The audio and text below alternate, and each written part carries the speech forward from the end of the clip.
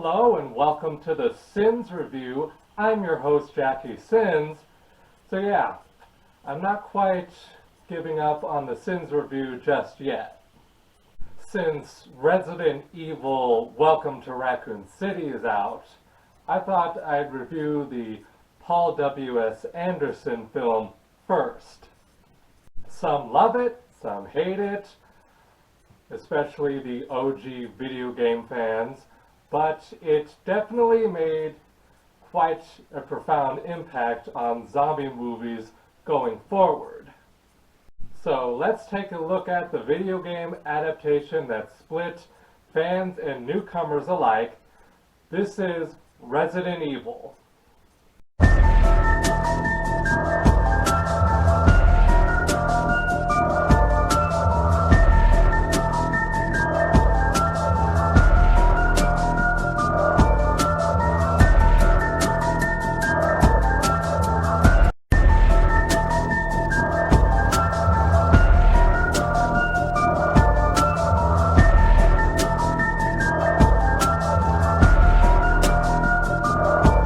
Released on March 12, 2002, Resident Evil is an action horror film written, produced, and directed by Paul W.S. Anderson.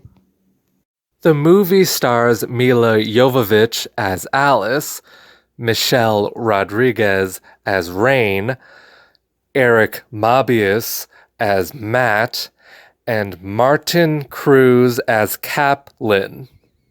Those are the main ones, along with Colin Salmon as James I. Shade and James Purefoy as Spence. This is the first live-action film adaptation of the very popular survival horror series created by Capcom.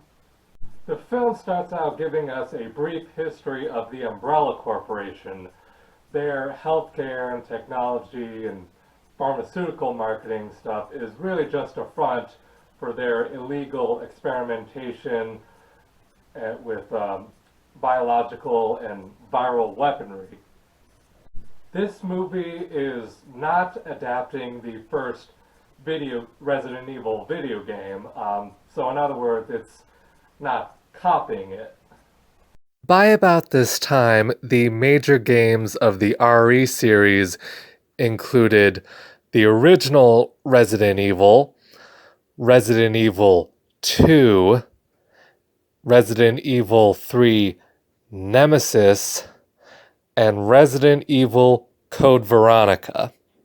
Capcom released the remake of the original Resident Evil on March 22nd, 2002 for the Nintendo GameCube.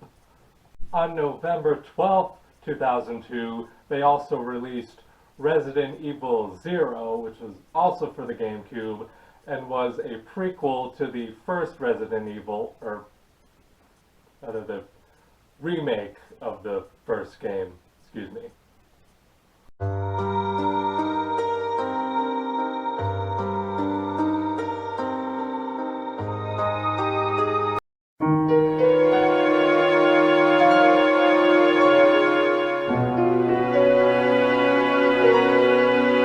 I'll talk briefly about my experience with the movies and the games. I saw the movies first, and I heard what some of the fans of the video games had to say about them. Last year, during the quarantine, I started playing some of the games on my PS4. I first got the Resident Evil Origins collection, which includes the HD remaster of Resident Evil 0 and the Resident Evil 1 remake. And get this, there's actually, both of these games are on this one disc. That's pretty amazing. Resident Evil 0 is the first Resident Evil game I have ever played, and after I finished it, I played the remake of RE1, and the rest is history. Okay, so back to the movie. There is an underground facility owned by Umbrella called the Nest, sorry, the Hive. I was thinking about Resident Evil 2, the remake specifically. Someone has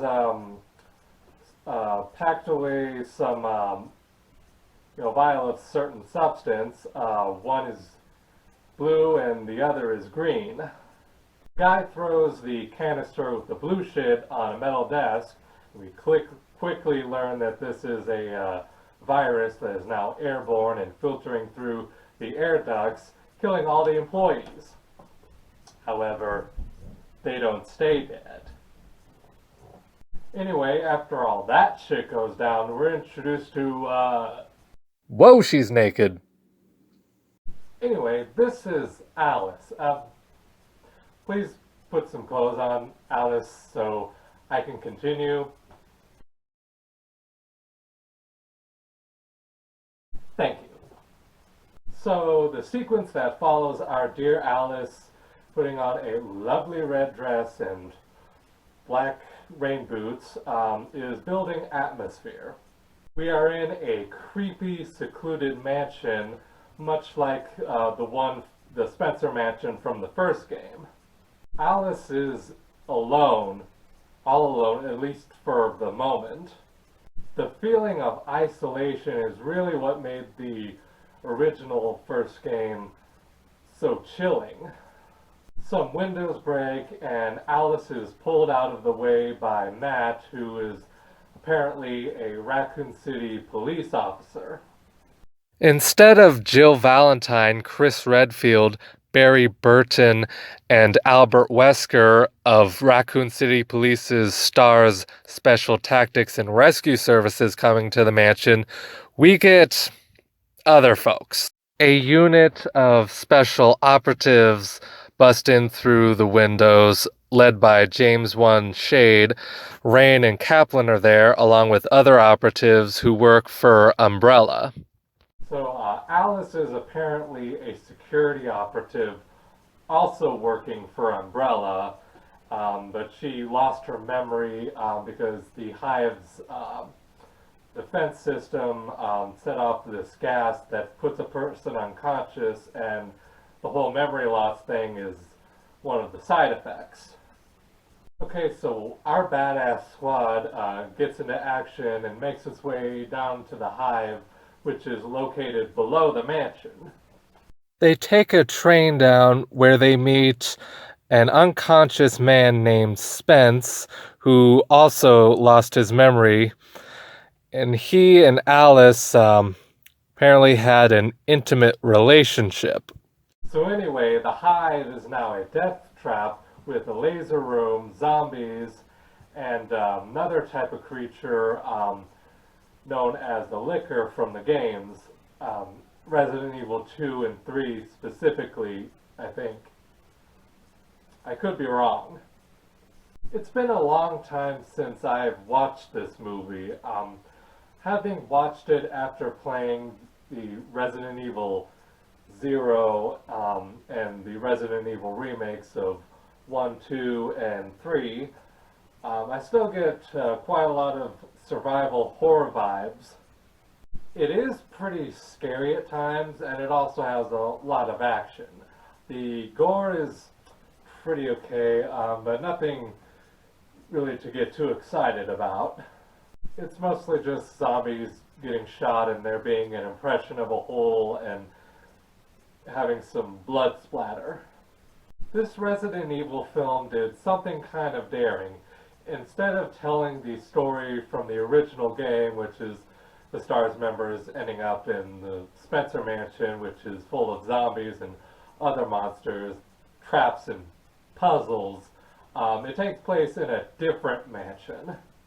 Resident Evil 0 actually confirmed that there was more than one mansion in the Arklay Mountains around Raccoon City. This is good because it doesn't mess with the beloved video games, unlike its sequels. Hell, even this Resident Evil Welcome to Raccoon City contradicts a shit ton as well. I do plan on seeing that film and then reviewing it.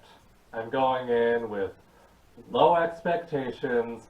Hopefully it's not too fucked up and is at least somewhat enjoyable. Hey, anyway, so I clearly still have a very nostalgic connection to the first Resident Evil film, and I don't really have anything bad to say about it. I also dig the hard rock and heavy metal soundtrack. I give Resident Evil nostalgic full sins. This has been the Sins Review. I'm Jackie Sins. I'm missing you already.